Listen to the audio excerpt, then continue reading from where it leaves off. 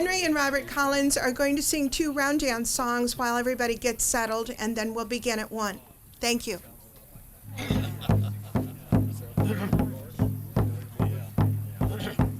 Dorris.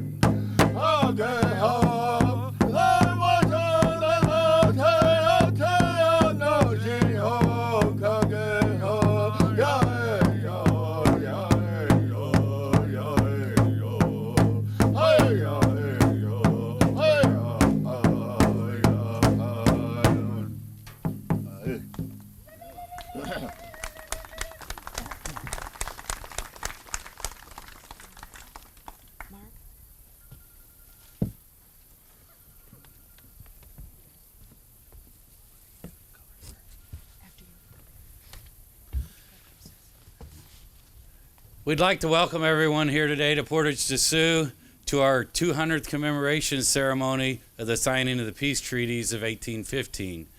It was kind of a unique event, and it's something that's well worth remembering in our history.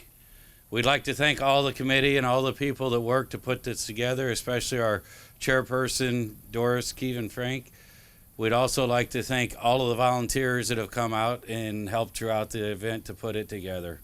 Thank you and have a great time and enjoy yourselves. This time I'd like to introduce Father Robert L. Banken, who will do the opening prayer.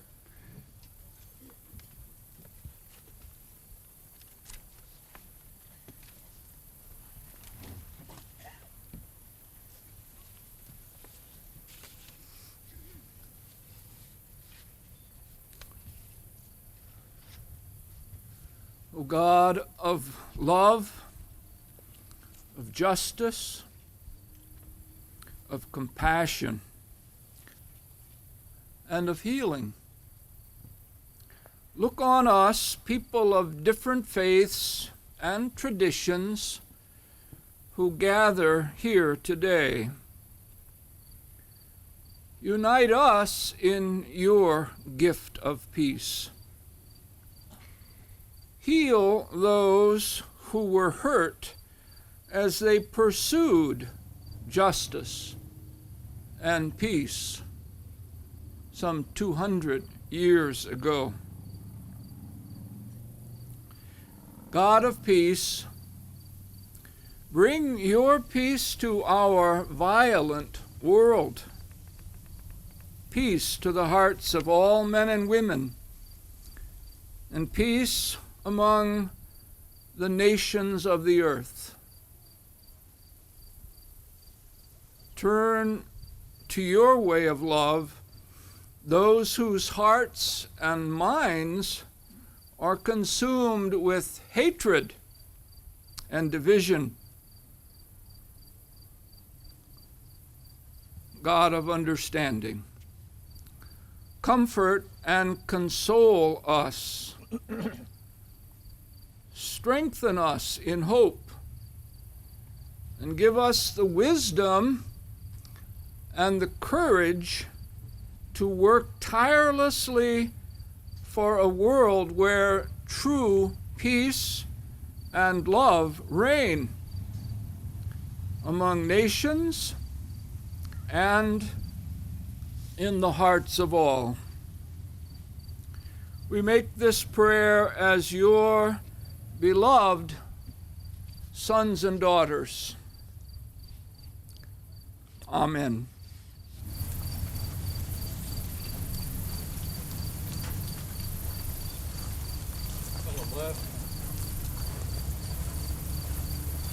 Hard. Turn. Halt. Color guard. Post the colors. Post.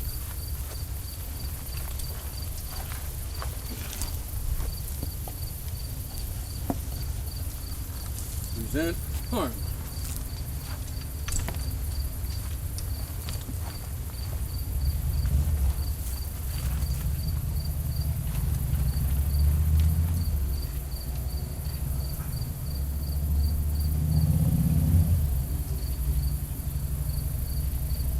I pledge allegiance to the flag of the United States of America and to the republic for which it stands, one nation, under God, indivisible, with liberty and justice for all. Color guard, shoulder, arm. Color guard to the left, arm.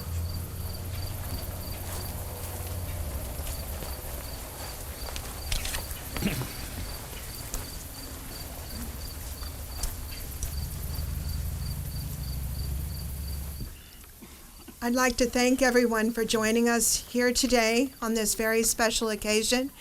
I see a lot of friends, a lot of new friends, a lot of special guests. Dr. Levine from Missouri History Museum, so many of the discovery expeditions, so many of you who are long friends, and I want to thank you very much for joining us today.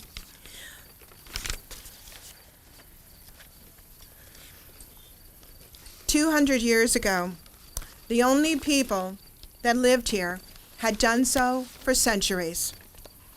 Slowly, the French came from the north, and the Spanish came from the south, and each would consider this land theirs for a time.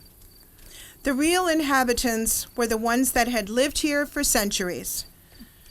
With the Louisiana Purchase, we would all become one new America. Our one new nation would soon find ourselves at war again, and when it ended in 1815, we wanted peace and friendship. President James Madison called together all the chiefs and warriors of all the nations that lived on the great Missouri and Mississippi rivers. They were to assemble at this place called Portage de Sioux, in the pecan grove. This was filled with all the tribes. There they assembled. There they would agree to peace and friendship. For this new America, this would open the door to this new land, and for those who were natives to this America, it would be the end to their old way of life forever. This was truly a turning point in our nation's history.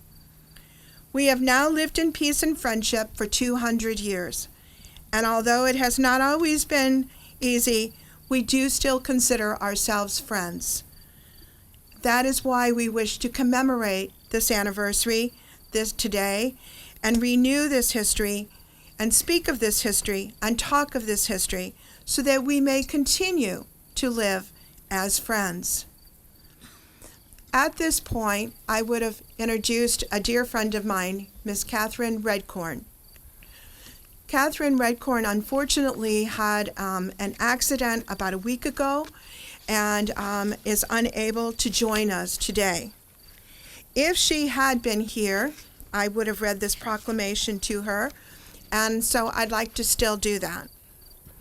Whereas in 1815, the United States government did call together all the kings and chiefs and warriors of all the Indian nations that resided, lived, and hunted upon the waters of the great Mississippi and Missouri rivers to end the state of hostility then existing between the United States and the Indian tribes and to treaty for perpetual peace and friendship. Whereas in 1815, the United States did invite the great Osage Nation to meet with William Clark, governor of the Missouri Territory, and Ninian Edwards, governor of Illinois Territory, in the pecan grove at Portage de Sioux, in the St. Charles district of the Missouri Territory, so that the Osage Nation and all such other tribes might treaty with the United States government in perpetual peace and friendship. Whereas in 1815, the Osage did sign the treaty on this date in the pecan grove, so that the Osage Nation might live with the United States in perpetual peace and friendship. Whereas in 2015, the city of Portage de Sioux and the Land Between the Rivers Historical Society wish to commemorate the 200th anniversary of the historic occasion of the signing of this peace and friendship treaty at Portage de Sioux, which occurred here. Whereas the city of Portage de Sioux and the Land Between the Rivers wishes to forever share their deep appreciation with Miss Catherine Redcorn for her untiring work in making this historic event possible. The commemoration of the 200th anniversary of the signing of the treaty for perpetual peace and friendship. May they forever continue to live in perpetual peace and friendship. And that would be signed by our Mayor, Mark Warner. It is my pleasure today to do the introductions. And at this point, I'd like to introduce Bud Clark. He's the third great-grandson of William Clark, and Chief Geoffrey Standing Bear.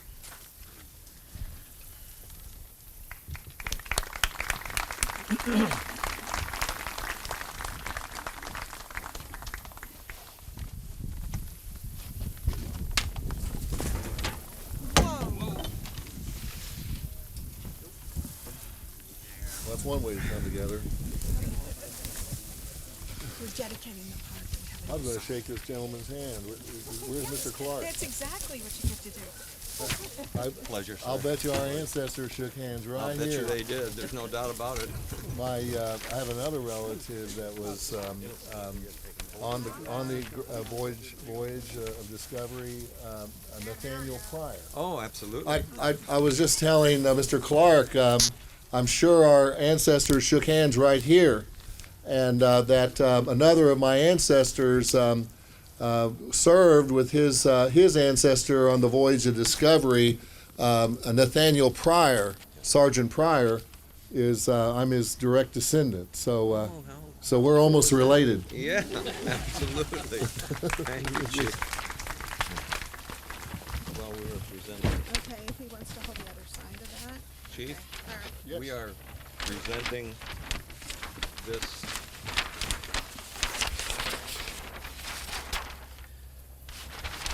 The park is Grab the other side of that. Oh, the park is being rededicated in the name of peace and friendship. Very nice. Is this where you want a few words to me? Yep. Thank you. Thank you. outstanding. Thank you, Dorris.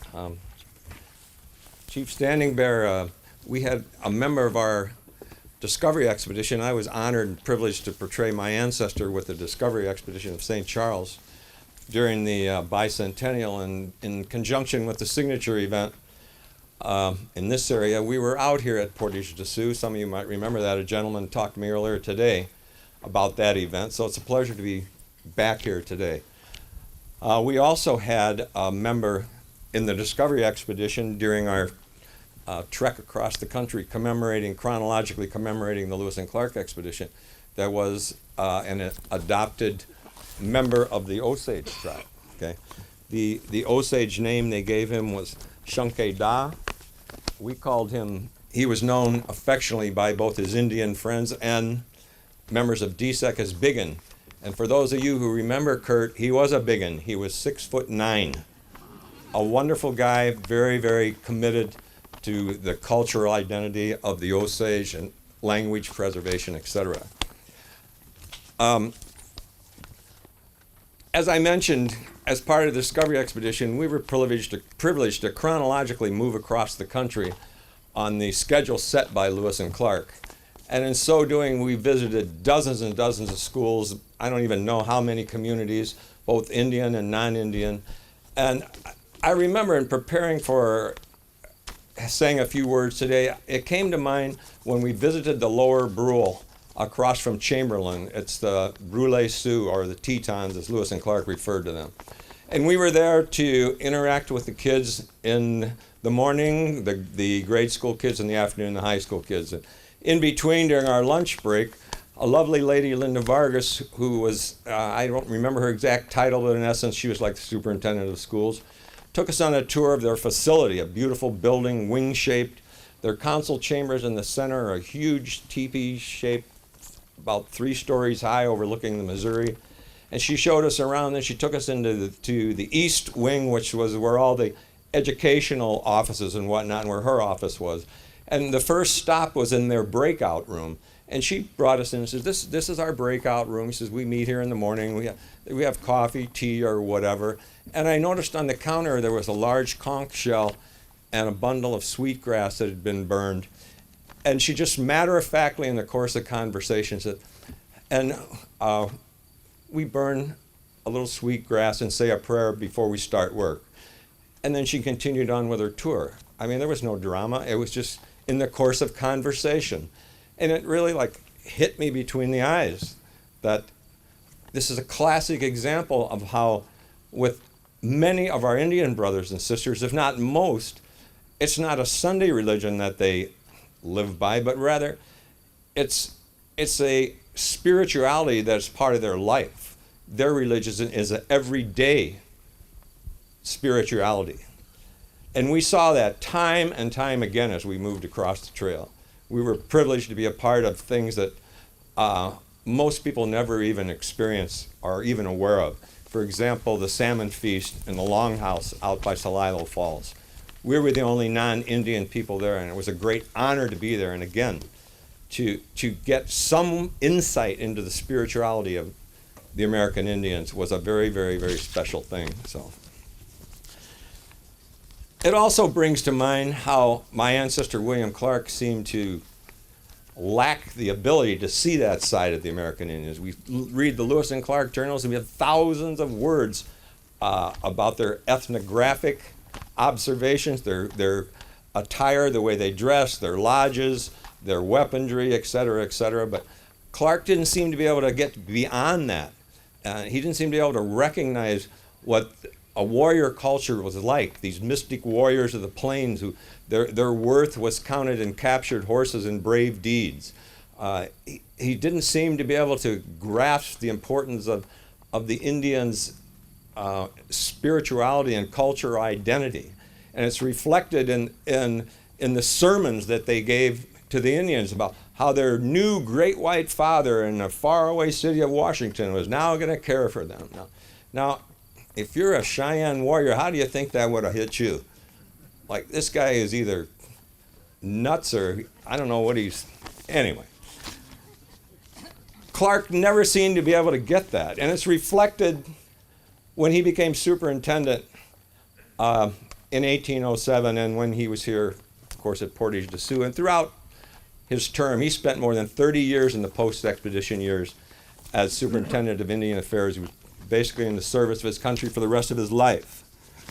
And he always adhered to his Jeffersonian way of thinking, his Enlightenment way of thinking, that he was a product of being part of Virginia gentry, and the way he was taught to think and believe, that the only salvation for the Indians was assimilation. Basically, they have to learn to be white. In other words, they have to be able to take their place in the white man's agrarian society.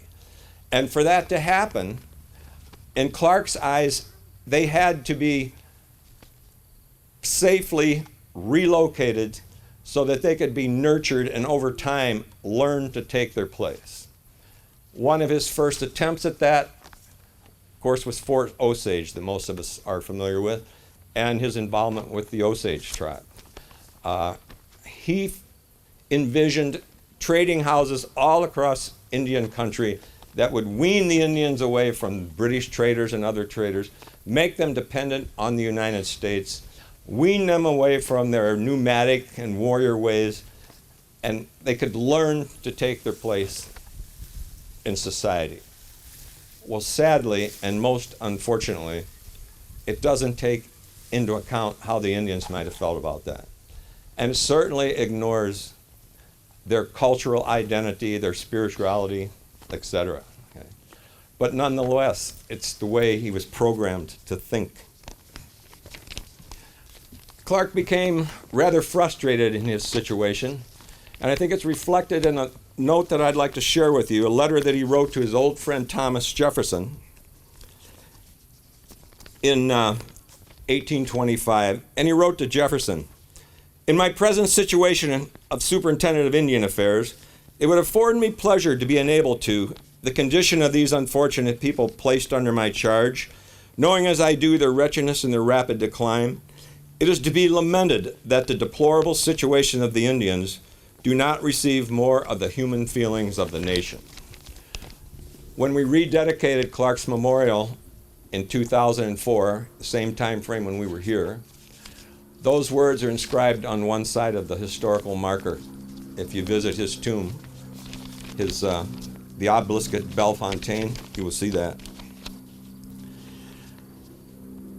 Clark never deviated from these Virginia gentry, Enlightenment, Jeffersonian beliefs.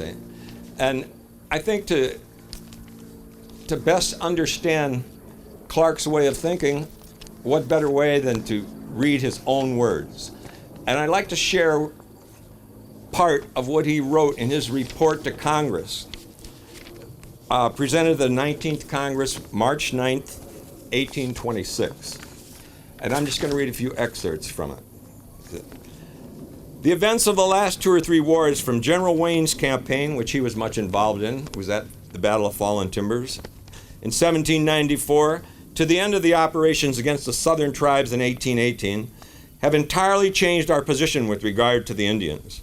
Before those events, the tribe nearest our settlements were a formidable and terrible enemy. Since then, their power has been broken, their warlike spirit subdued, and themselves sunk into objects of pity and commiseration. While strong and hostile, it has been our obvious policy to weaken them. Now that they are weak and harmless, and most of their lands fallen into our hands, justice and humanity requires us to cherish and befriend them, to teach them to live in houses, to raise grain, etc. And then he goes on to say, the condition of many tribes west of the Mississippi is the most pitiful that can be imagined. During several seasons and every year, they are distressed by famine, in which many die for want of food. And then he gets into his solution. It is property which has raised the character of the southern tribes, meaning the tribes that had, at least for a time, had sort of been assimilated.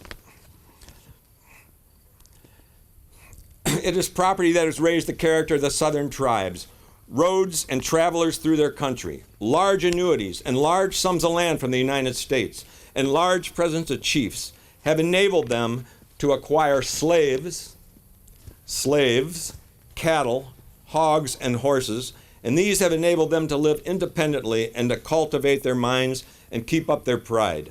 While those, even of the southern Indians, who have no property, as I am informed, are in the lowest state of moral and mental degradation. To counteract the dangers of this transit period, property in cattle, hogs, and horses is indispensable, and to furnish these, permanent annuities should be committed in a gross sum payable in equal annual parts for a moderate term of years. In other words, he's never let go of his dreams of the factory system and what needs to be done for the salvation of the Indians. That ultimately assimilation is the only thing that's going to work.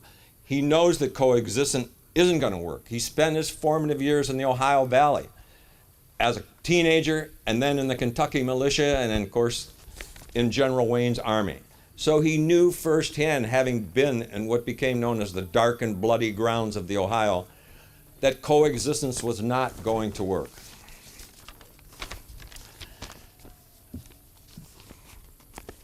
In 1830, a young man by the name of George Catlin came here to the St. Louis area, and he introduced himself to Clark, told him what he wanted to do. He wanted to capture the images of the American Indians. He wanted to learn about their culture, et cetera, et cetera. Clark took very favorably to the idea, took Catlin under his wing, and they became very close friends. In fact, 10 years after his death, George Catlin's wife, Clara, was still corresponding with my great-great-grandmother, the son of, would be Clark's third son, George Rogers Hancock Clark. Mary Susan Glasgow Clark was a very close friend with Catlin's family, and specifically his wife, long after Clark's death. She wrote about how a little Indian boy was born on a ship when a group of Indians that were coming to join Catlin in Europe and be part of his venue as he toured around Europe. The little boy was born on ship, and then when he traveled around Europe, he was the biggest hit of the whole show. And Clara Catlin told my grandmother what a beautiful child he was and what a big hit he was with the Europeans. So there's a relationship between the Catlins and the Clark family that is, shall we say, unrecorded in history. In any case, I really believe that Catlin and Clark shared many of the same views and the same feelings, especially with later in life for William Clark. And I'd like to share with you part of Catlin's creed, which I think was very much the way Clark felt as well. Catlin wrote in part, "I love a people who have always made me welcome to the best they had. I love a people who keep the commandments without ever having read them or heard them preached from the pulpit. I love a people who never swear, never take the name of God in vain. I love a people who worship God without a Bible, for I believe that God loves them also. I love a people whose religion is all the same and who are free from religious animosities. I love a people who have never fought a battle with white men. never fought a battle with white men except on their own ground. I love a people who do the best they can, and oh, how I love a people who do not live for the love of money. William Clark possessed personal qualities which commanded the respect of both Indian and non-Indian people all across the frontier. Clark was asked to perform miracles or near miracles, and at times he was able to perform near miracles. Okay? But when he met resistance, when the Indians didn't acquiesce to the demands of the United States and he couldn't negotiate a resolution, he could be and was extremely harsh, such as the case with Black Hawk and the so-called Black Hawk Wars. Okay. I believe that Clark did what he could to procure decencies and to prevent indecencies. And he did more for the American Indians than anyone in the history of Western expansion. Had he been able to obtain any real measure of justice for the Indians, it would have taken literally a miracle, a transcendental miracle. And it is unfortunate that he didn't have the power to do so. I'd like to consider the remarks of the great Osage chief Claymore. I think it reflects the feeling of many Native Americans in the time frame post Peace and Friendship Treaty here. And Claremore wrote, Governor Clark took me along with him to Washington. Let me back up a second. They had told Claymore they wanted his people to move from the Verdigris to the Neosho, where they had finally settled and became content, at least to a degree. And he wrote, Governor Clark took me along with him to Washington. I saw my great father at Washington. He said, if you wish to build a town, build on a good stream. There you will have a good fire, many children, many braves. I have built my town. I have done all that I could. I listened to my father, word for word. Why does he change his mind? I fear he has heard many false stories from the persons who wish to injure me and take away my country. My father, a great many Redskins tell you lies. Now he is referring to the Delaware and others that wanted the Osage out of the way so they could move into their territory. And he goes on to say, I am the only one among the Redskins that listens to my father. I have always been told I should be happy. I have never seen that day. We are not happy, but must hunt hard and pay high for our goods. I wish you to feel our interest. I feel bad. I cannot tell you what I feel. You take one piece of land, then you take another. I don't understand this. Well, we can let this day mark, hopefully, a new beginning when we begin to better understand important aspects of different ethnic groups, not only our American Indian brothers and sisters, but all American peoples.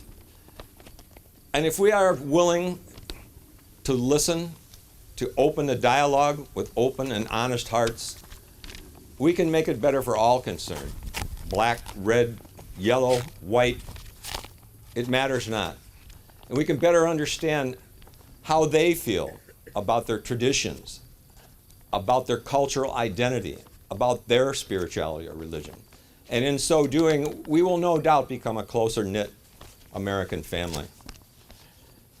Let me close with remarks that Chief Snyder instilled in our hearts at the opening ceremonies at Monticello in 2003.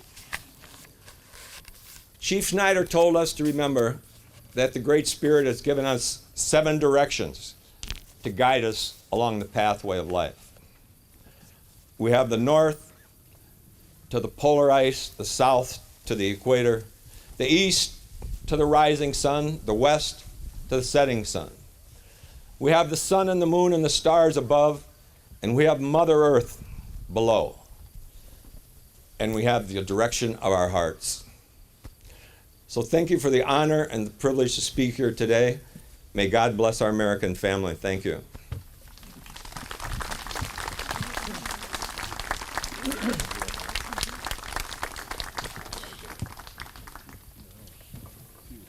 Chief Standing Bear. Yes. Can you join us up here? Mr. Clark has All right. a gift for you.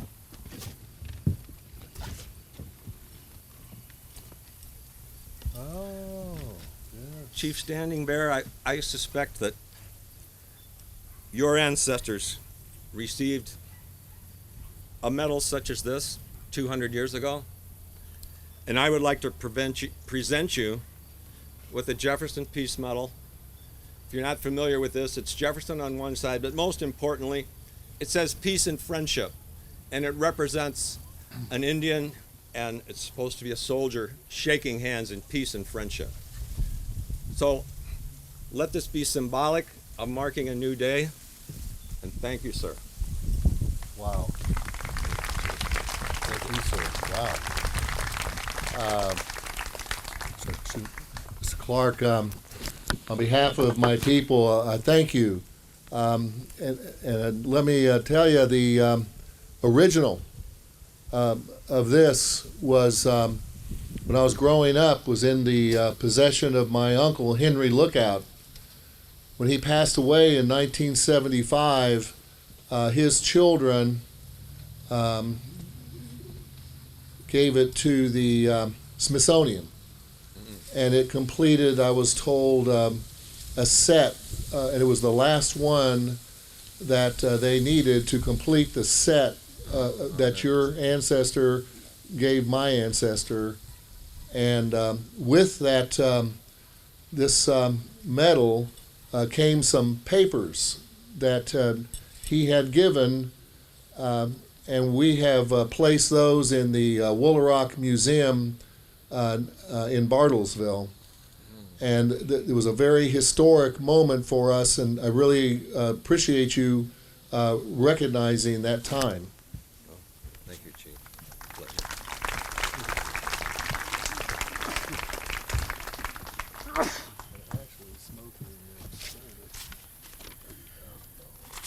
Next, I would like to introduce Mr. Steve Belko. He is the Executive Director of our Missouri's Humanities Council.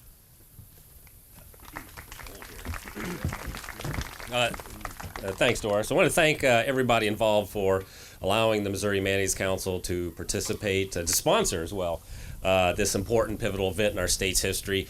She had used a word, I believe you wrote up all the advertising marketing, so I'll attribute it to her. She used the word solemn for this event, and we're not here to celebrate. I don't even like the word commemoration, but it is a solemn ceremony, I guess, because it is a tragic chapter, a long chapter in our nation's history. And I am going to say something quickly. I'm going to say it on my behalf, not the Missouri Humanities Council, because I know some people here and they'll go back and tell on me, so I got to be careful with that. But I have a PhD in early American history, and the areas in which I teach and research is the southern frontier from pre-contact times through the age of Jackson. So I know where from I speak. I'm going to do that. So I'm going to make a contention. The last 10 years, I've told my students this throughout the various classes. Might be kind of unpopular, could be politically incorrect, but for those who know me, I don't care. I'm going to make a claim. And I tell them, I say, you know, the deepest, grossest scar on our nation's history is not slavery, not even remotely. It's genocide. However you look at it, however you dice it and cut it, whether purposed, accidental, direct, indirect, I don't know how many other words you do it, it's genocide. To eradicate a fellow race of man from the face of the earth, to destroy their culture, their language, their customs, that's kind of like genocide. And it went a lot longer than slavery. I know slavery isn't evil. It had its emancipation, it had its abolition, and despite a century of Jim Crow in every state and every manifestation, there is no restitution, there is no reclamation for genocide. And my ancestors that came in the late 1700s to the Deep South did not participate in the evils of slavery, but they did participate consciously, unconsciously, subconsciously in a policy of genocide. That's how they arrived through Virginia, Tennessee, and are here now. And I did want to say something that I was going to say it's an honor to be here, but that's not an appropriate word. I don't think I'm honored to be here. I'm absolutely humbled to be here, humbled to be in the presence of the original holders of this land, where my house resides and where my children play. humbled to be in their presence. And so, on behalf of the Missouri Humanities Council, I would like to say welcome back home. Oh, thanks. I wish we were better stewards of it, so thank you. Oh, thank you. That's a very nice. Thank you. Appreciate it.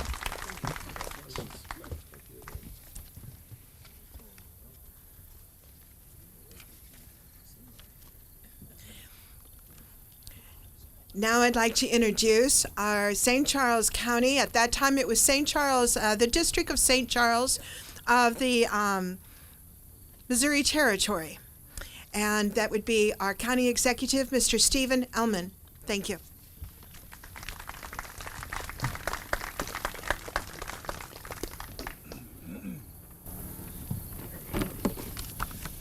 Thank you, Dorris. Father Banken, Chief Standing Bearer, Representative Zaire, and Mayor Warner, ladies and gentlemen, it is a pleasure to be here in Portage to Sioux. I've got great memories here. My mother grew up in this community. Spent a lot of time here when I was a child. 200 years ago, the treaty was signed. 68 years ago yesterday. Can't hear me? Can everybody hear okay? All right. 68 years ago yesterday, my mom and dad were married in the church down here. And my mother was an Eckel, and her ancestors, since we're all talking about ancestors here, her ancestors, my ancestors, were latecomers to Portage to Sioux. They came here in 1871, 163 years ago, came to avoid having to serve in the Kaiser's army in Germany. And I hope that when they got here, they appreciated the long history of this region that, of course, went back to the original American settlers, but even longer, even more than that, went back to the French who founded Portage de Sioux and were here for 100 years before the English arrived, and then, of course, the Native Americans who were here for hundreds and hundreds of years before that. So I want to talk a little bit about the history of the county with regard to these issues. And we're here on the banks of the Mississippi River, and the alluvial soils of the Mississippi River bottoms attracted the pre-Columbian Native Americans to this area, most notably Cahokia, Illinois.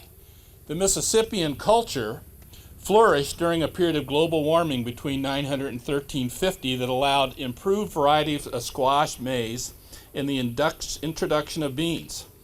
As the agricultural revolution spread, these three sisters replaced hunting and gathering and became the principal food source for Native American people in those areas with a sufficient growing season. Between the 10th and 13th centuries, the Mississippians built a city of about 20,000 people near present-day Cahokia, not far from the confluence and not far from where we stand today. The surrounding 125-mile area encompassed 10 large towns and more than 50 farming villages. Several sites in St. Charles County could have been outposts of the Cahokian civilization. Several Cahokia-type mounds have been located within Portage de Sioux, while several more have been identified near the Mammals north of St. Charles. The Cahokian culture had peaked and declined by the 14th century, probably because of the Little Ice Age that continued into the early 19th century. By that time, the woodlands that bordered the rivers and streams had become home to wild game such as turkey and bear, and after the Mississippians, woodland Native Americans lived in St. Charles County and hunted its forests long before the arrival of the Europeans. They lived in villages, practiced limited agriculture. They departed about 400 years ago, possibly driven out by the Osage and Missouri, Sioux tribes that occupied the area to the west and south of San Carlos District. Like the woodland Indians, they lived in villages, practiced horticulture, and hunted in the forests. The Osage men shaved their heads except for a strip called a scalp lock, while both men and women tattooed their bodies. Algonquin tribes, including the Fox, Sac, and Kickapoo, inhabited lands to the east and the north. The Kickapoo had come to the area only shortly before Europeans and had a village near Portage de Sioux for a time. While wintering in Wood River, before the departure of the Corps Discovery, William Clark made several references to the tribes in his journal. In his autobiography, Sac Chief Blackhawk stated, quote, "We always had plenty. Our children never cried with hunger, nor our people were never in want. Here our village had stood for more than 100 years, during all which time we were the undisputed possessors of the valley of the Mississippi from Wisconsin to the Portage de Sioux." While under Spanish administration, at the time of its founding, it was French custom and habits that took root in the settlement of Portage de Sioux. The transplanted French culture was not the culture of France or New Orleans or even St. Louis. It was the culture and traditions of the inhabitants of the Illinois country, whose families had come from French Canada. Since the beginning of the 18th century, these voyageurs had established customs and traditions conducive to coexistence and trade with the Indians. And they brought these customs to Portage de Sioux. They also brought their religion, a system of slavery and semi-communal village-based agriculture, all uniquely different from the institutions developing across the river in the new American Republic. Conditions at Portage de Sioux were primitive and life was brutally hard. 1/3 of the children died before they reached their first birthday. Just as in New Orleans and St. Louis, Catholicism, slavery, and a common field system of agriculture existed in the village. Viewed from the racially segregated competitive world of late 19th century America, with its Victorian social mores, the life of the voyageur seemed scandalous and uncivilized. From the viewpoint of the 21st century, it seems remarkably congruent with the integrated, cooperative, multicultural, and sexually permissive American society of the last third of the last century. Many of the earliest settlers of Portage de Sioux came from nearby St. Louis, Cahokia, and Kaskaskia, or Prairie du Rocher. Their cultural values were a synthesis, the result of contact between French settlers and Native American tribes during the previous century. To understand their ways in Portage in the late 18th century, it is necessary to understand the 165 years of interaction between Algonquin tribes and the French in the area from which most of the residents of the district emigrated. In his book, The Middle Ground, historian Richard White suggests that these two alien cultures interacted between 1650 and 1815, the year the treaty was signed. They constructed a multicultural world in the region north of the Ohio River and east of the Mississippi and south of the Great Lakes. After a series of intertribal wars and greater contact with the French and other Europeans, the Native Americans were devastated. There are no reliable estimates, but anywhere from 25 to 90% of them died of European diseases in the late 17th and early 18th centuries as the European population increased. With their numerical superiority shrinking, the Indians reached an accommodation with the French that Richard White has called the middle ground. It assumed the inability of either side to gain their desired ends through force of arms, and thus the need for the parties to find a nonviolent means to gain the cooperation or consent of each other. To succeed, each side had to accept some of the reasoning of the other side and use it to their own purpose. One can see this accommodation in the fields of sexual relations, criminal punishment, and the fur trade. In France, marriage was a religious institution controlled by the Catholic Church. Native Americans did not share the Christian sensibility of Europeans when it came to marriage. Indeed, Indians married within a complex kinship system and dependent on the tribe might accept premarital sex, easy divorce, or even polygamy. The wife's economic sphere went beyond domestic responsibilities and indeed agricultural labor. Despite the cultural differences, interracial unions between French and Indians were not uncommon. A popular story of the time suggests that Bernard Gillet, crossed the Missouri River into what is now St. Charles County around 1740. He built the hut and began trapping the rivers and streams. After killing a Dakota Sioux who was stealing from his traps, he was captured by Dakota warriors and taken to their village. He was tortured and about to be burned at the stake when a Dakota woman, having recently been widowed, intervened and claimed Goulet as her husband.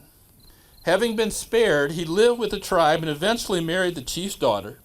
Upon his father-in-law's death, Goulet became chief of the Dakotas. Less dramatic and less formal unions between French males and Native American females were more common. The absence of French women meant that French males actively sought out Native American women as sexual partners. In Europe, where there were strong societal pressures against premarital sexual relations, the main concern of the Catholic Church was prostitution and adultery. But most sexual contact in North America took place between Frenchmen and single women who enjoyed considerable sexual freedom but were not prostitutes. They had sexual relations with their male partner, for whom they had cooked, cleaned, and sewed. They were free to leave any time they desired. White explains, quote, "These relationships were not contacts between families. They were instead a bridge to the middle ground, an adjustment of the interracial sex in the fur trade where the initial conception of sexual conduct held by each side were reconciled in a new customary relationship." Of the 21 baptisms recorded in the French village of Kaskaskia between 1704 and 1713, the mother was Native American and the father was French in 18 cases.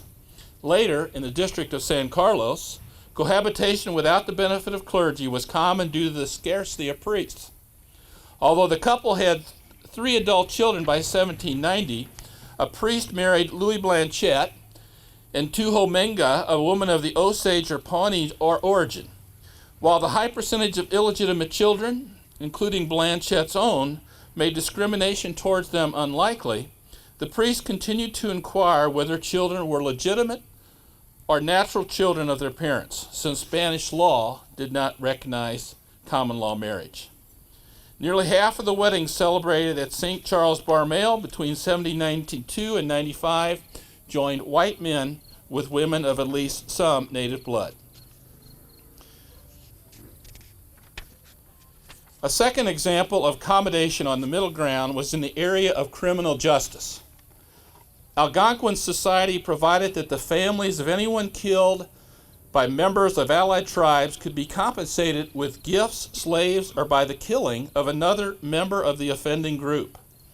The decision about how to proceed was made by the dead person's family, with social pressure exerted to accept compensation short of blood revenge. In French jurisprudence, the state took responsibility for punishing murder, in most cases by requiring the death of the murderer. An accommodation acceptable to both cultures was needed for lesser crimes as well. The people of San Carlos were already dealing with crop failures in 1792 when a band of Iowa Indians stole virtually every house and every horse in town from their lightly guarded pasture in the Prairie Hawk Commons. The citizens called upon Lieutenant Governor Trudeau to assist them in getting the horses back.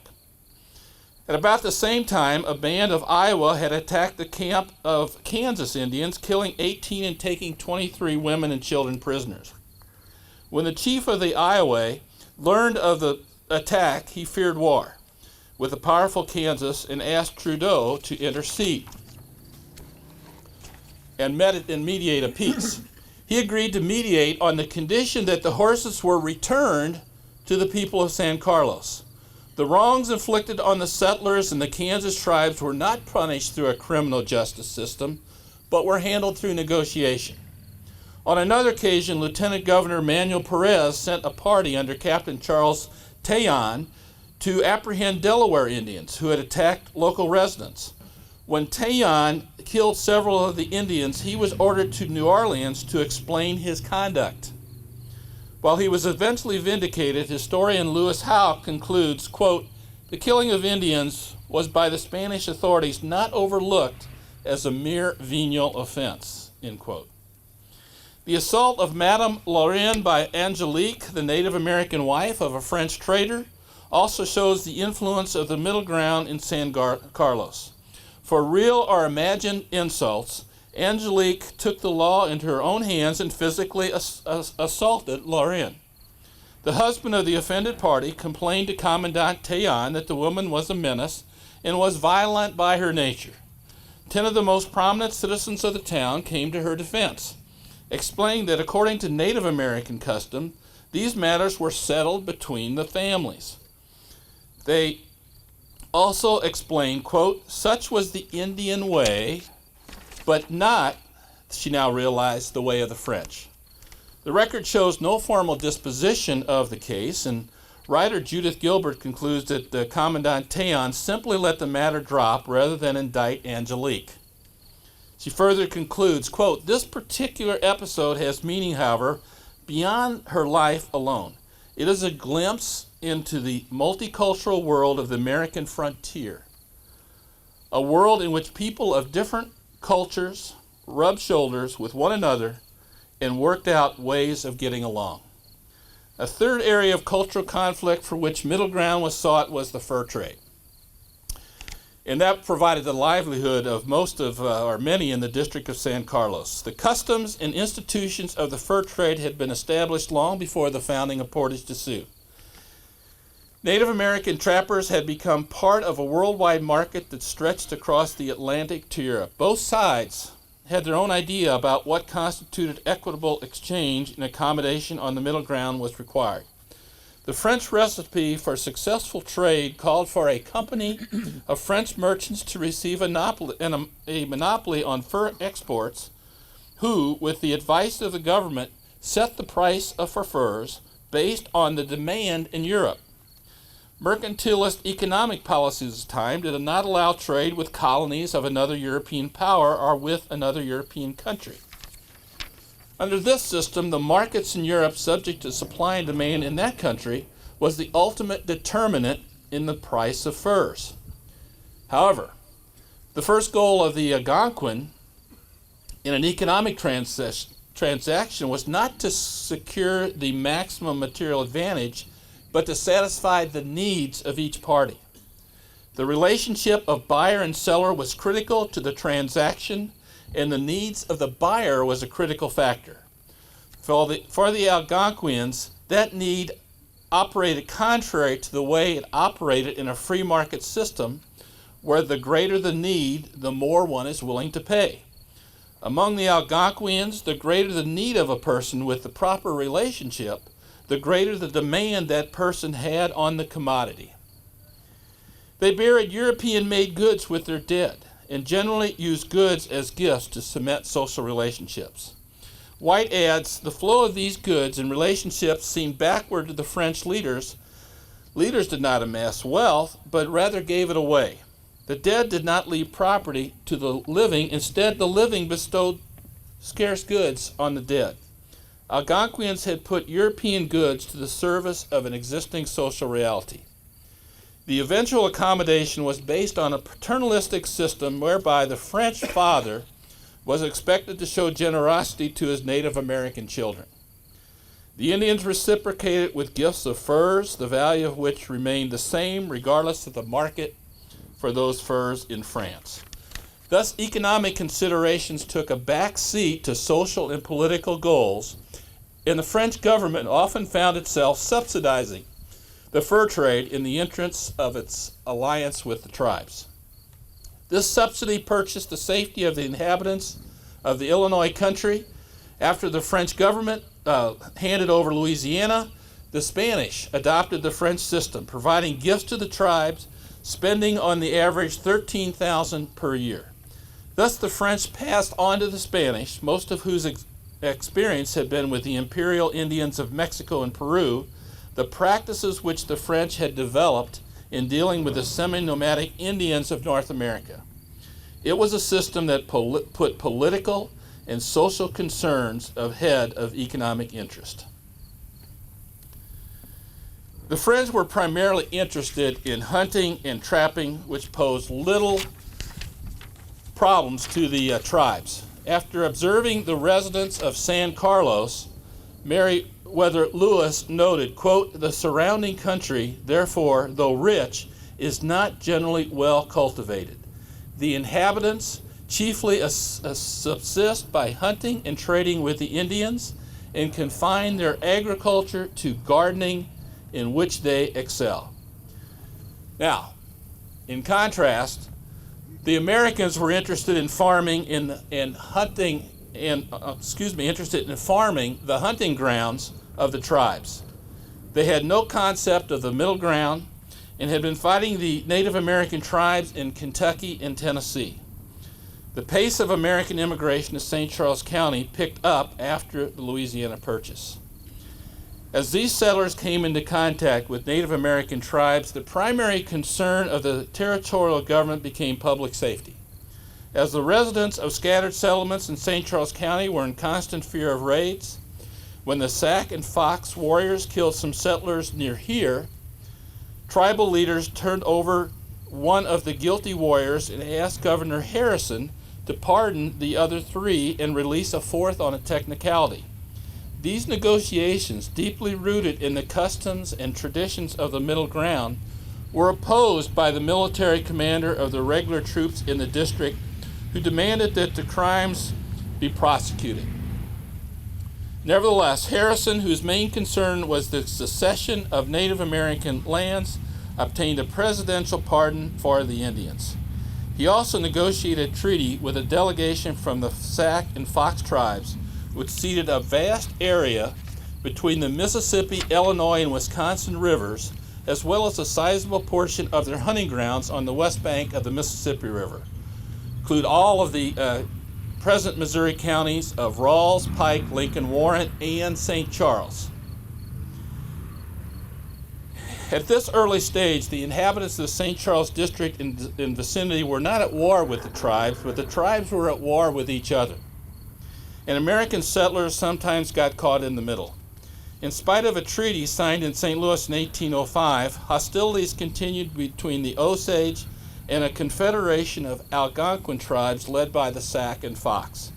Native Americans killed 1 French and 9 American settlers in the district of St. Charles between 1805 and 1808. The governor threatened to cut off trade and supplies for the Osage, but the situation did not improve. With worsening relations between the United States and Great Britain increasing, the threat of Native American attacks from the north, the federal government worked to ensure the loyalty of the Osage to the west. The superintendent of Indian Trade sent an expedition under the leadership of George Sibley to set up a new trading post at the mouth of the Osage River in 1808. Sibley was under orders from Washington to, quote, "be conciliatory in all your intercourse with the Indians, and so demean yourself towards them generally, and towards their chiefs in particular, as to obtain and preserve their friendship and secure their attachment to the United States." William Clark and a company of dragoons from the district of St. Charles under the command of Nathan Boone began an overland march to join the expedition at the proposed trading post. A treaty was negotiated in which, in addition to other secessions, the Osage ceded all lands north of the Missouri River. When war came against the British and Native American tribes to the north, the treaty guaranteed the security of the left bank of the Missouri settlement. Governor Lewis also placed the militia on a war footing, ordering the enrollment of 41 riflemen and the construction of a series of blockhouses in the district of St. Charles. The policy was not as successful along the Mississippi River. We had to dispatch volunteers, companies of militia, to relieve the garrison at Fort Madison.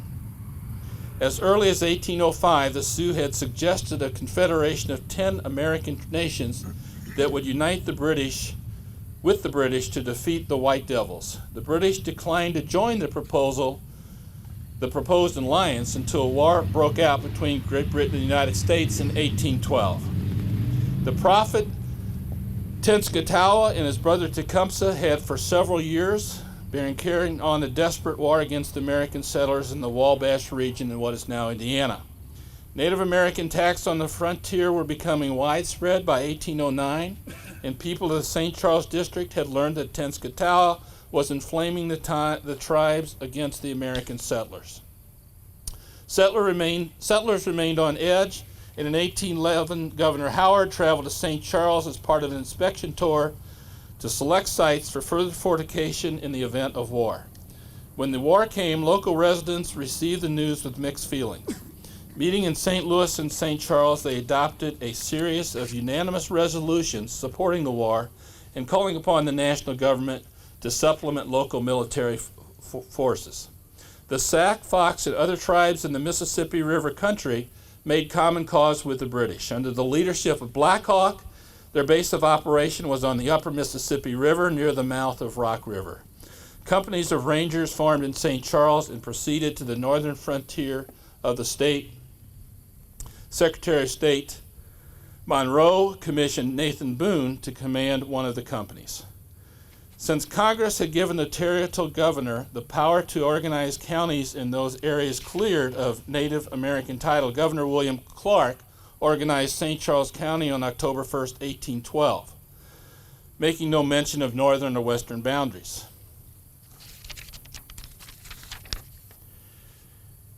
The legislature also provided, quote, that if the Indian title shall be extinguished to any land bordering on the north or west of the county of St. Charles, in the recess of the General Assembly, it shall be the duty of the governor, for the time being, by proclamation, to annex the same to said county, and the territory to announce shall, to all interest and purpose, be within the limits and compose a part of the St. Charles County.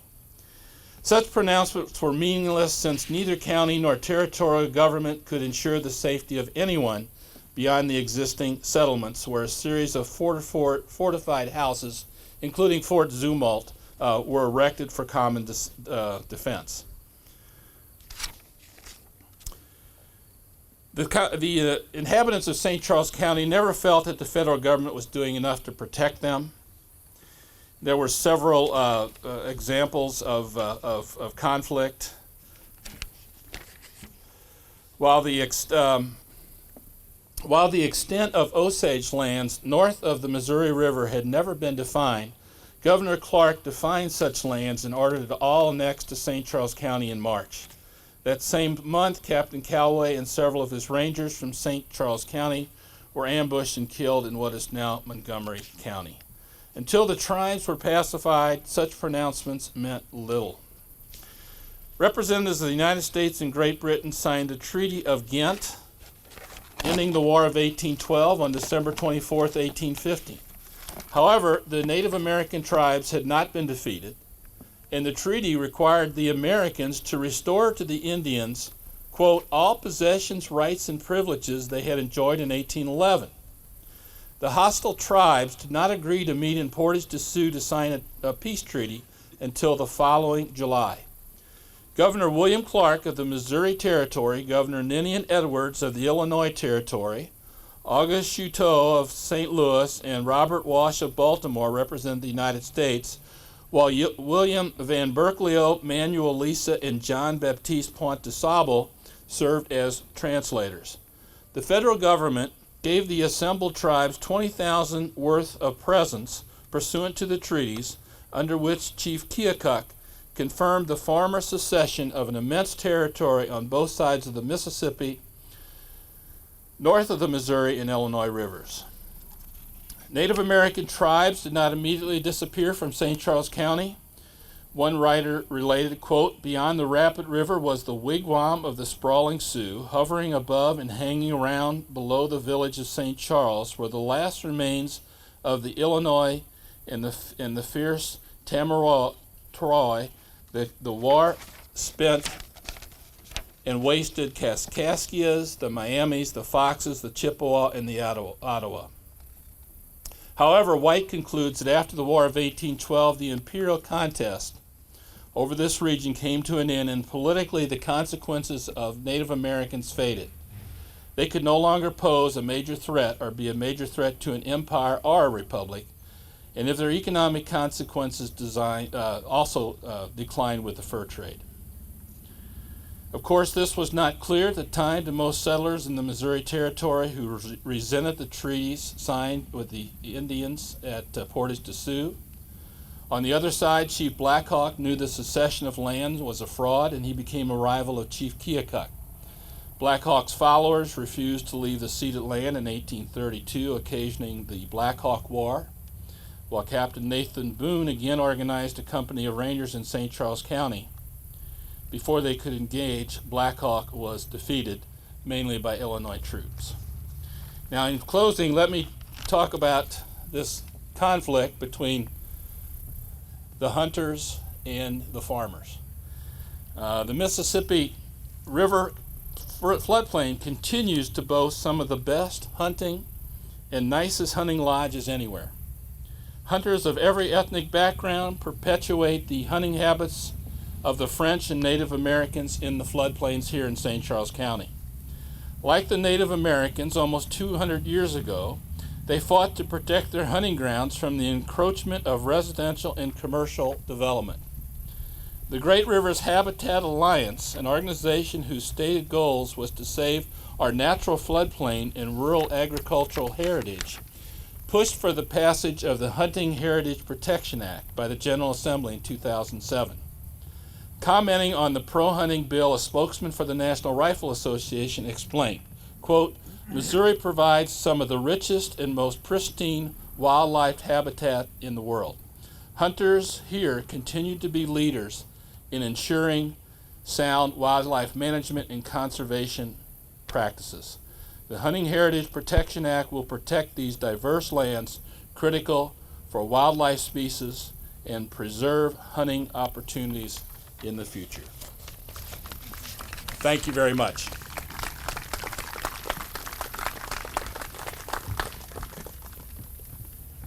Thank you, Steve. Next, I'd like to introduce Mr. Michael Dickey.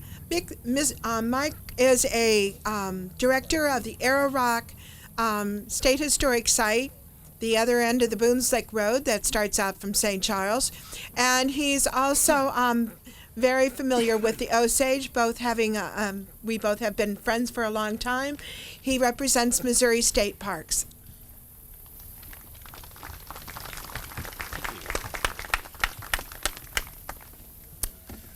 Well, first I just want to say it is not my intention to misrepresent or mischaracterize the Osage or any other Native people that I talk about. And I always want to open up with that qualifier.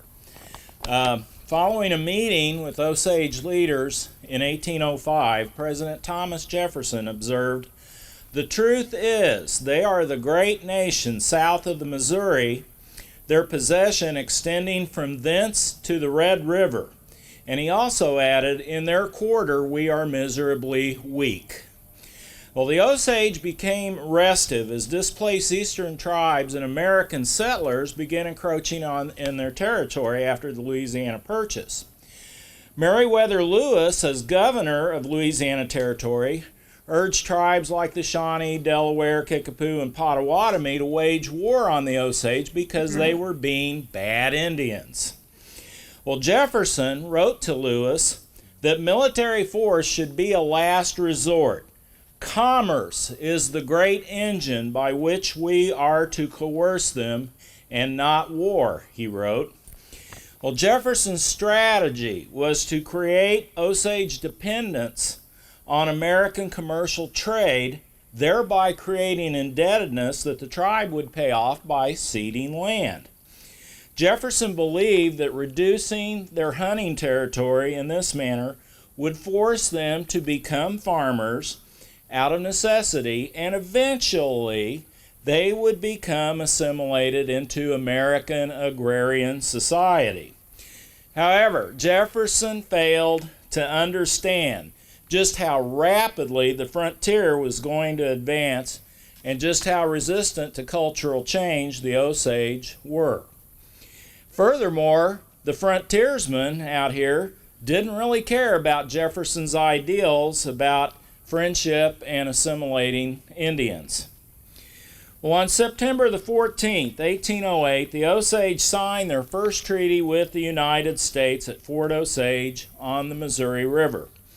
A line was drawn straight south from the fort to the Arkansas River, and everything east of that boundary to the Mississippi was ceded. William Clark estimated nearly 50,000 square miles of land. In return, the Osage were provided with a trading house, a blacksmith, and a mill. Lewis later revised the treaty in November to include 20 million acres of land north of the Missouri River. Well, during this time period, a lot of Indians were beginning to resent the encroachment of American settlers on their territory, and the Shawnee chief Tecumseh and his brother Tenskwatawa were forming their Indian Confederacy. The Osage resisted their overtures to join their confederacy. And of course, Great Britain was accused of inciting the Indians to make war on American settlers. Well, I got backwards here.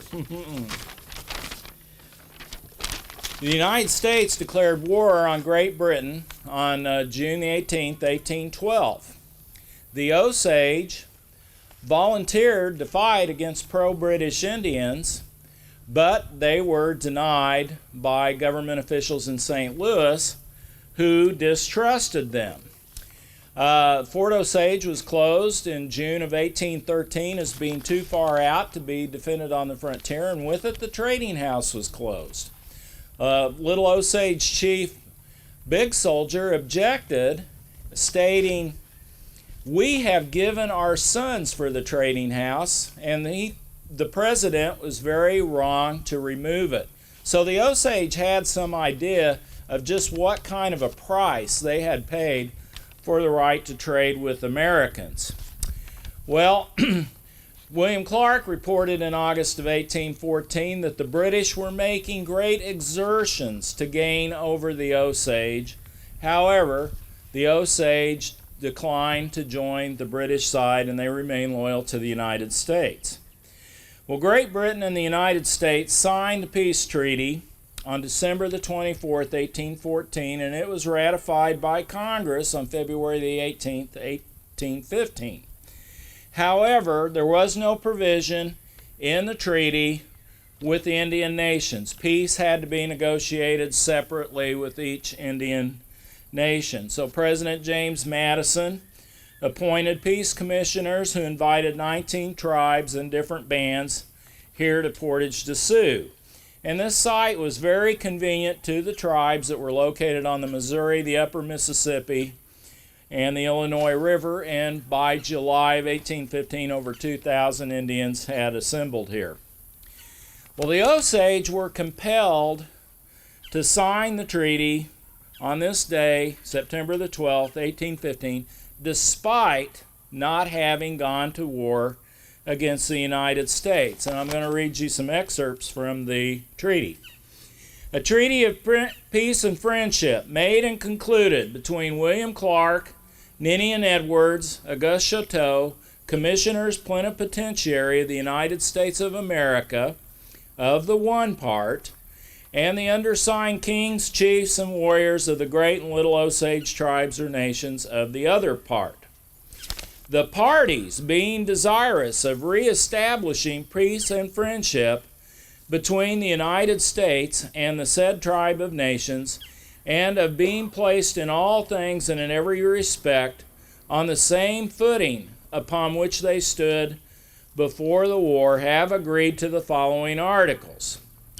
Article 1. Every injury or act of hostility by one or either of the contracting parties against the other shall be mutually forgiven and forgot. Article 2. There shall be perpetual peace and friendship between all the citizens of the United States of America and all the individuals composing the said Osage tribes or nations. Article 3. The contracting parties, in all the sincerity of mutual friendship, recognize, reestablish, and confirm all and every treaty, contract, and agreement heretofore concluded between the United States and the said Osage tribes. Well, Now that treaty language sounds rather harmless, doesn't it? And there were no land cessions required. There were no punishments meted out to the Osage for any infractions or real or imagined against the United States. However, the Osage received no special consideration in the treaty for having remained loyal. Basically, that was the template I read you was applied to every tribe, whether they had been hostile or not. The more important thing is the treaty sent a message to the residents of the eastern states. It was now safe to immigrate and homestead in Missouri Territory. And from 1816 to 1821, settlers came like an avalanche, John Mason Peck wrote. It seemed as though Kentucky and Tennessee was breaking up and moving to the far west. Well, William Clark put in a bid to become Missouri's first governor when Missouri filed for statehood in 1820, and he failed in his bid because the voters generally saw him as being too soft on the Indians in the 1815 treaty. And the Missourians, it seemed, were not willing to forgive and forget and to live in peace and friendship as the treaty stipulated. Well, the growing settlements of dispossessed eastern tribes, as well as whites, pressured many Osage to moving into southeast Kansas, northeast Oklahoma. They abandoned their last village in western Missouri in the summer of 1822. Coercion through commerce had worked, although not exactly as Jefferson had envisioned it. And the Treaty of Portage de Sioux actually reaffirmed the process of depriving the Osage of their land, and of course it opened the door for a flood of settlers who rapidly filled their old domain and clamored for even more. Before 1815, the government temporized to some extent with the Indians because they were concerned about them being influenced by the British or the Spanish. But the Treaty of 1815 eliminated that foreign competition for the loyalty of the tribes. And so now the tribes had no choice left but to deal exclusively with the United States government. As a result, the government became a little more harsher, a little more demanding in what they expected from the Indian tribes. In 1808, the Osage dominated nearly 1/8 of the Louisiana Territory, but by 1825, a mere 17 years later, they were left with a reservation only 50 miles wide and 150 miles long in southern Kansas. The Treaty of Portage de Sioux generally meant peace and prosperity to the United States, but to the Osage, it accelerated the dispossession of their land and the cultural turmoil that they experienced. And this is a national importance, this event, what occurred here in 1815, but it's been glossed over in the history books quite a bit. Missouri State Parks, we're making some efforts to rectify that. And while most Missourians, our ancestors in Missouri, were doing everything they could to get the Osage and other Indian nations out of the state, we find ourselves ironically in the position of inviting them back and trying to reconnect with them. And currently at 4 Missouri State Park facilities, we actively interpret Osage history and culture. We have Osage Village State Historic Site in Vernon County. We have Van Meter State Park, Missouri's American Indian Cultural Center there. We have Arrow Rock State Historic Site, and we have the Missouri State Museum that all actively interpret the Osage. So feel free to come to any of those anytime you want to learn a little bit more about the Osage in Missouri. Thank you.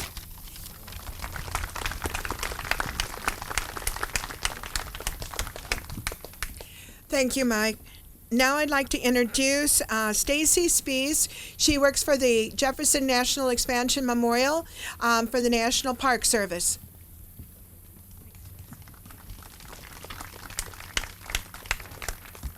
Can you guys hear me? In the back. Okay. Good afternoon. Like she said, I'm Stacy Spies. I work for Jefferson National Expansion Memorial, which is administered by the National Park Service, better known as the Gateway Arch and Old Courthouse. Some of you may know it as that. I just adjust this a little bit. Okay, so I'm going to speak a little bit more on the idea of preservation. Preservation-minded citizens work to assure that this place, Peace and Friendship Park, was preserved, and the events that took place here were preserved for future generations. And today, we commemorate the signing of the treaties that altered Native lives forever and set a path to the future that we all experience today. Standing on the actual ground where history happened, one can take the time to learn about the past and reflect on the legacies that these events, the legacies of these events in a way that can't compare to what we read in books or find on Google or Wikipedia, as the case may be today.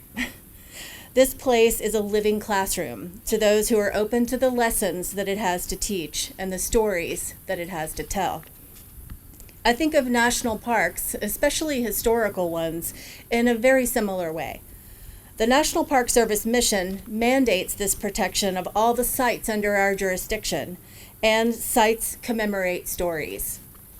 I've worked for the National Park Service for about 16 years in 5 different national parks across the country. And I've often pondered the stories within the park, but also the stories of the park's formation, which tend to be stories of ordinary citizens just like you, dedicating years of their lives to protect America's special places. People just like you and me. What if this had not happened? American citizens have the power to create and protect, just as they have the power to exploit and destroy. And it starts with days like today. In 1916, when the National Park Service was created by Congress, there were 35 national parks. We're coming up on our centennial next year, and now there are 408. And for the most part, these parks are a result of concerned citizens who worked through their elected representatives to set aside these special places for protection. People connected to the places and the stories. The places hold those stories of important events in our history. And unlike some other countries, our public lands and their protection lie within our power to set aside and protect. But does everything have to be under federal protection? Of course not. Where would we live? Where would industry be able to exist? Peace and Friendship Park in Portage, Sioux is a perfect example of a place that is protected but not under federal jurisdiction. There are many other places in Missouri that are under state, county, local protection, and these are preserved for future generations in different ways. It takes a mindset and dedication, and this plays out right in our own homes and our own neighborhoods. Ultimately, everything is local, and the people have the power to protect, and maybe also the responsibility to protect. So how do we know that these stories and special places will be protected going forward? Will future generations care as much as all of us here today do about preserving the past? Our country's demographics are changing.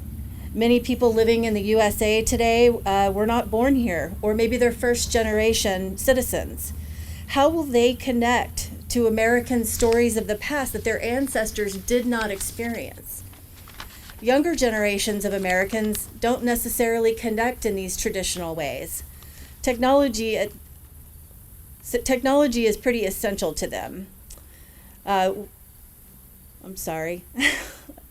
Okay, I lost my place here. Younger generations of Americans don't necessarily connect in traditional ways, and those younger Americans need to be incorporated. We need to capture their interest. Because why? Because we're trying to create stewards for the future, right? So one thing's for sure, people won't protect what they don't value. With all of these facts in mind, museums, historical sites, historical societies, commemorative events such as today. All of these things together, people are starting to kind of look to the future and attempting to engage the new cultural groups, millennials, to re-engage already existing groups in new ways. Studies show that stakeholders respond less to what we might call the sage on the stage and respond more to the guide on the side. Many museums and historic sites are starting to recognize that need to include the multiple perspectives. And so we are looking, all of us, and I don't just mean the Park Service, I mean everyone out here who cares, are working to find those universal lessons, the universal concepts and lessons that are in the stories, so that anyone from anywhere will connect to our sites. Can't all of us relate to the stories and ideas of home, family, religion, freedom, war, peace? If we lift those stories up and away from the simple recitation of names and dates and battles, and we tie them to these universal concepts, maybe we can find new ways to connect and to engage with these other groups that tend to be a little marginalized. And of course, the goal there is to increase that stewardship. I believe we can do this. We can encourage audience participation through dialogue with them. We can listen to our audience and incorporate their personal experiences into our programs and our publications and our events and other ways. So moving forward, let's engage new audiences, connect with them, and inspire them to care about the past. That may be our best hope for continued preservation of our collective history.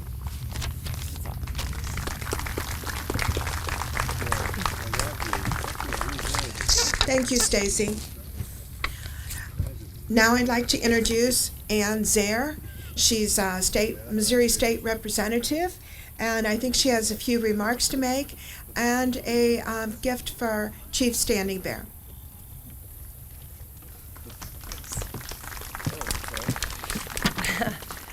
Well, yes, Chief, if I may ask you to come up here, I have a proclamation from the state of Missouri in the House of Representatives, and I won't read the whole thing, but we really wanted to pause to recognize the bicentennial signing of the 1815 Treaty of Portage to Sioux, and it was a great celebration today.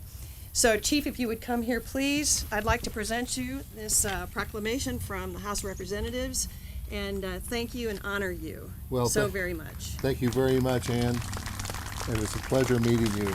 And on behalf of my people, I proudly accept this, and I will take it back home and we'll place it in our museum. Thank you very much. Thank you very much. Thank you. I do want to have, I'm a politician, I have to say a few things. I'm struck by the sheer solemnity. See, I got that word right, but no, I'm being serious. Right here, 200 years ago, among pecan trees that were here and harvested by Native Americans and Americans alike. These will continue to produce pecans that will continue to fall every year on the very spot that this peace treaty was signed. And I'm also struck with those of you Native Americans who are here, as well as I'm of European descent, but your ancestors are here. Your spirit guides are here in this place, and they always will be. And I just want to honor that history and your ancestors. And I appreciate it very much. Appreciate the opportunity to be here today. Thank you.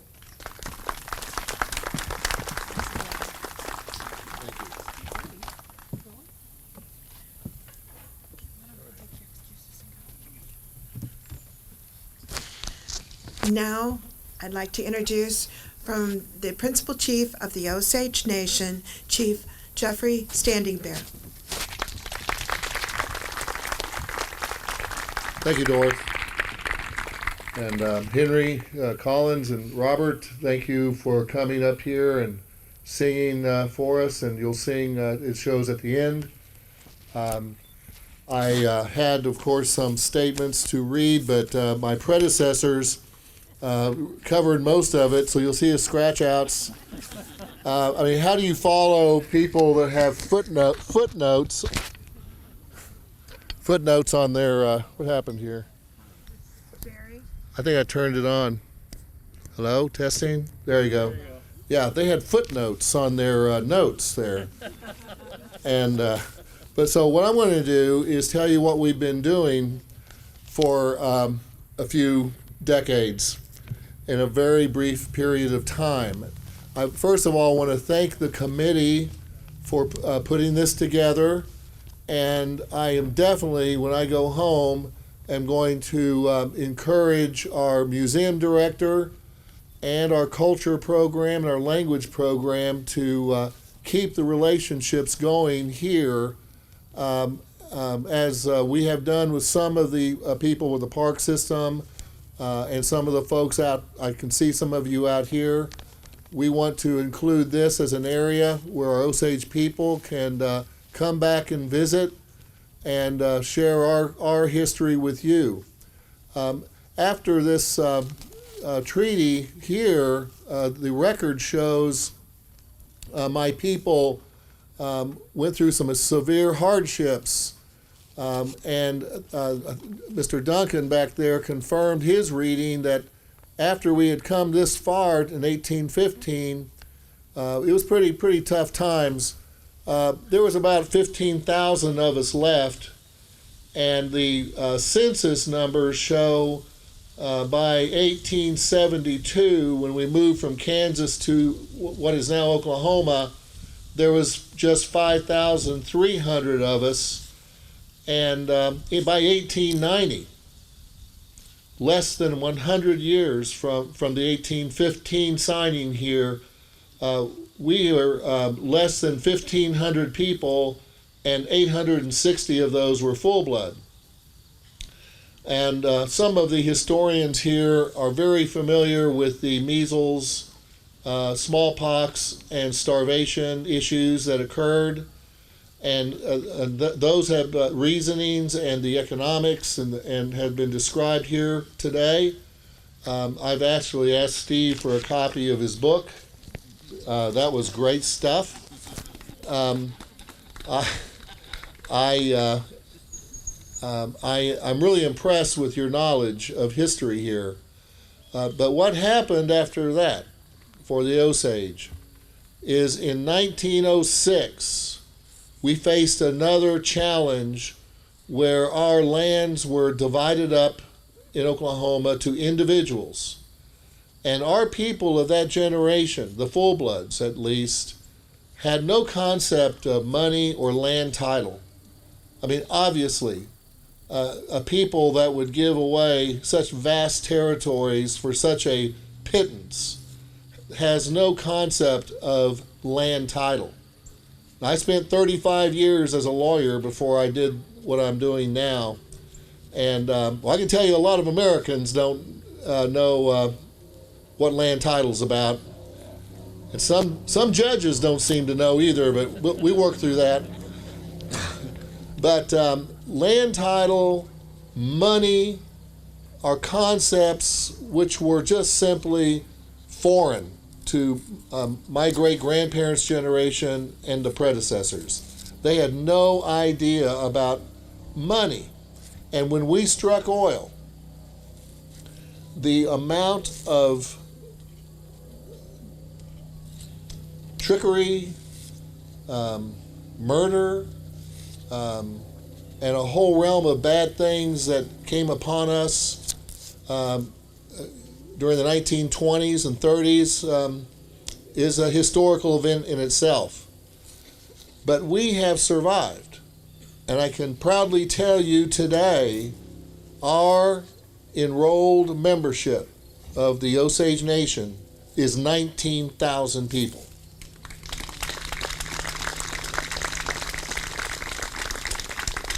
We have persevered, and we have found what was important through the guidance of our elders.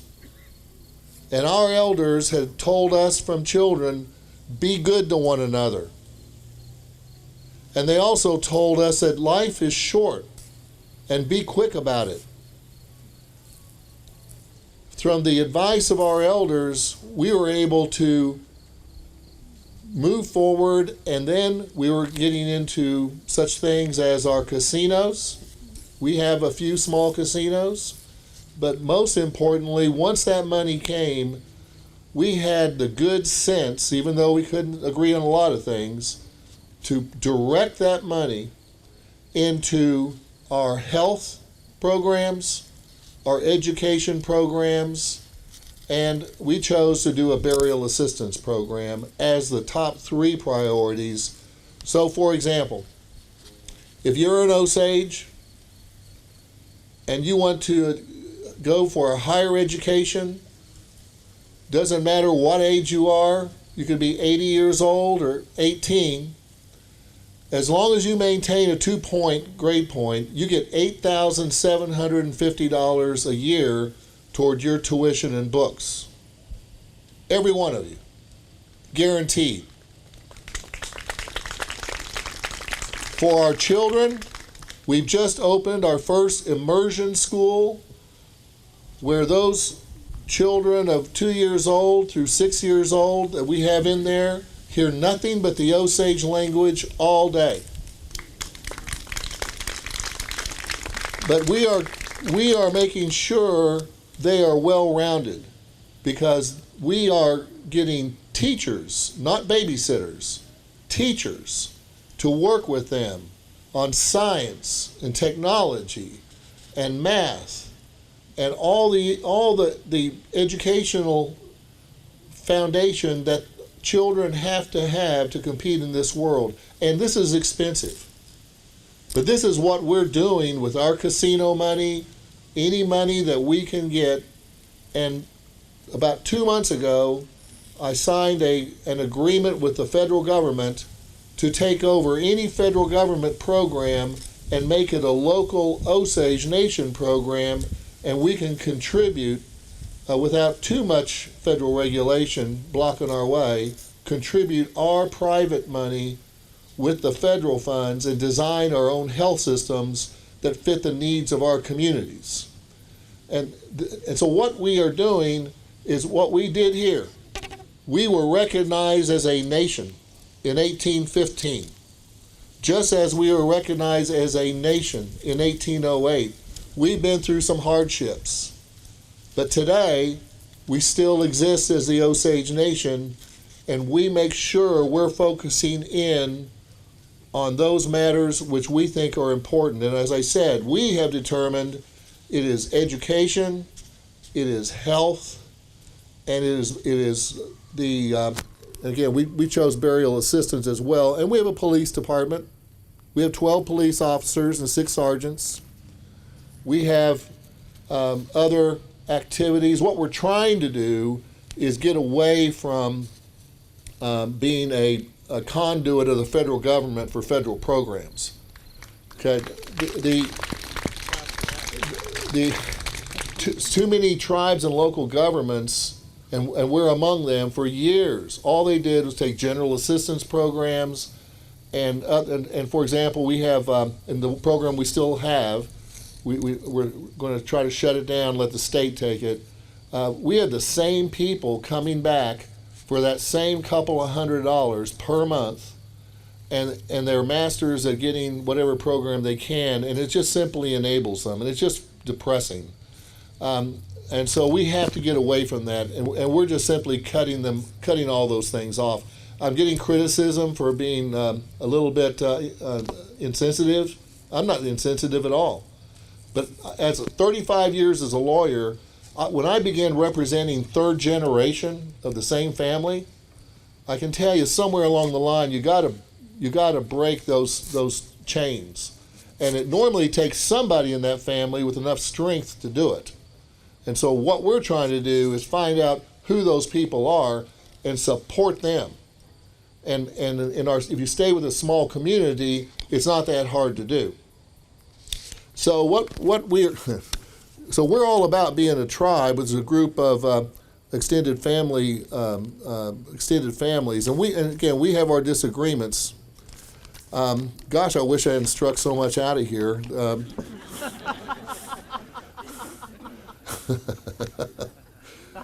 I can tell you, interesting.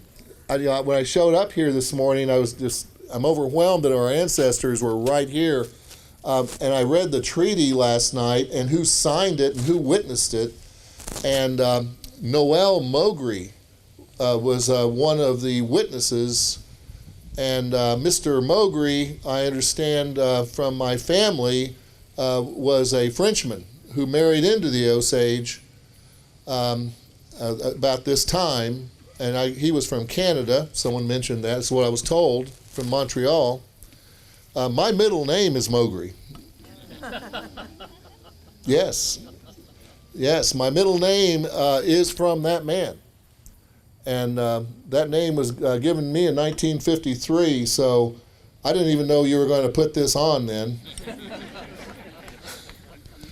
But that, to me, shows I'm very connected to this spot because my direct ancestor was right here witnessing the full-bloods, which he married into, sign these agreements.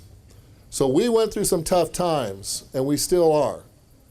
But the future is bright, and we are taking care, at least from my perspective, our children. And that's the future, and nothing's going to get in the way of that. So we are very blessed to have some oil that's left, not much. We're blessed to have a little of this casino activity. We are now moving as quickly as we can into some type of technological activities and support, like industrial, primarily we're looking at working in the aerospace industry because Tulsa, Oklahoma, which is the town closest to us, is known for its aerospace activity. And so if we get into what's called the 8A Small Business Administration programs, there's side jobs you can get into, and the Cherokee Nation in Oklahoma and the Muskogee Creek Nation and some of the other Oklahoma tribes, and Potawatomis, for example, have been very successful. And that's what we're trying to do. So I'm just giving you a little bit of what we're doing. We have a newspaper called the Osage News. You can get on it on the internet. And then we have a website, Osage Nation. I invite you all to take a look at us and see what we're doing. I look forward to getting back home and telling everyone of all the great hospitality I've had here, and about you folks, and about this place. And it is a very special place, and I look forward to coming back someday. Thank you.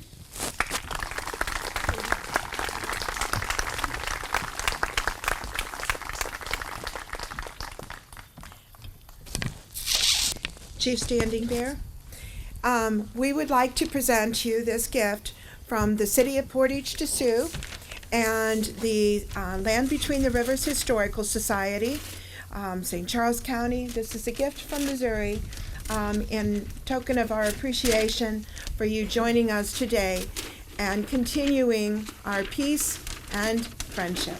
Thank you.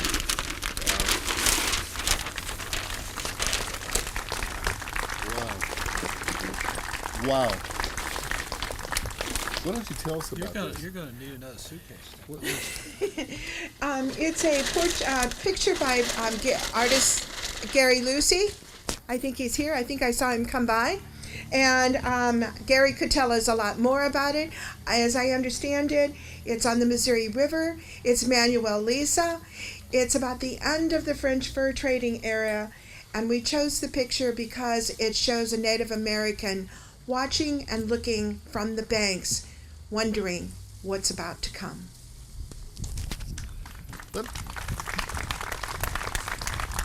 Thank you very much. And this, too, I will give to our folks back home in Pawhuska, Oklahoma. Dorris mentioned Catherine Redcorn. Catherine is the individual that was our museum director for many years. Our museum was the first tribally owned museum in the United States of America. It was a WPA project in the 1930s. Some Osages took it upon themselves to use that money from that time to build the museum, and that's what we've been using since then. Catherine had an unfortunate injury, and on her behalf too, I will accept this. I've been instructed to report to her this afternoon on everything that's happened here, and so I'm going to, of course. But I really thank you for this gift, and it will be well taken care of. And I'm going to tell Catherine when we come back, we're going to have to bring some gifts. Thank you.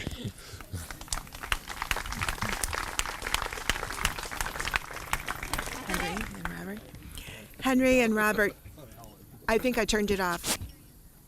Yeah, bring it towards you. Henry. No, I'll show you. Bring the little button towards you. Henry and Robert Collins, again, with the drum.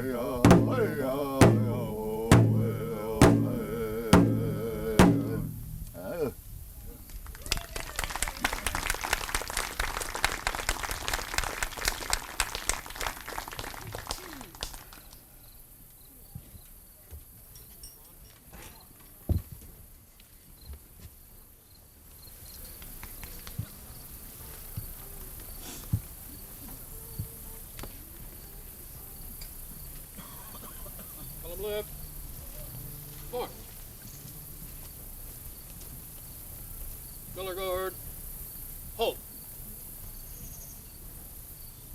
Color party. Retire the colors.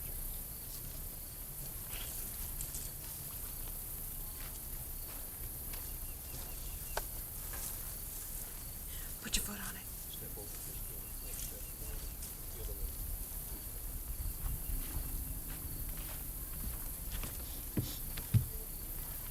Color party. To the left. March.